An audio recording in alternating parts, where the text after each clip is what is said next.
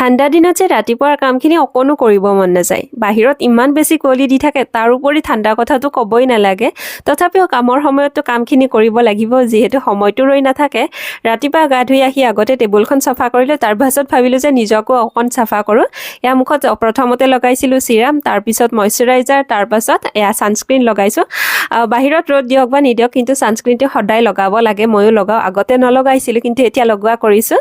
আৰু তাৰপিছত অকণমান পঢ়া শুনা, কিমান দিনৰ মূৰত যে টেবুলখনত পঢ়িছোঁ, একেবাৰে শৰীৰ আৰু মগজুত মামৰে ধৰি গৈছিলে। কিন্তু উপায় নাই, কেতিয়াবা ইমান বেছি অসুবিধা আহি পৰে যে যিটো কৰোঁ বুলি ভাবোঁ সেইটো কৰিবলৈ সুবিধাই নহয়। কিন্তু বহুত দিনৰ মূৰত পঢ়িলোঁ যদিও ভালেই লাগিলে। আৰু পঢ়ি উঠাৰ পিছত অকণমান নুডলছ বনাইছিলোঁ নিজৰ কাৰণে, সেইখিনিকে খালোঁ। মাহঁতে লাৰু পিঠা খালে, মই লাৰু পিঠা সিমান এটি ভাল নাপাওঁ, সেইকাৰণে নুডলছে খালোঁ। আৰু তাৰপিছত খাই উঠাৰ পিছত গ'লোঁ ঘৰটো চাবলৈ। আৰু নিজৰ ঘৰ চাই ইমান বেছি শান্তি লাগে ন, সকলোৱে জানে এইটো কথা। আজিৰ ভিডিঅ'টো আছিল ইমানেই, সোনকালে লগ পাম।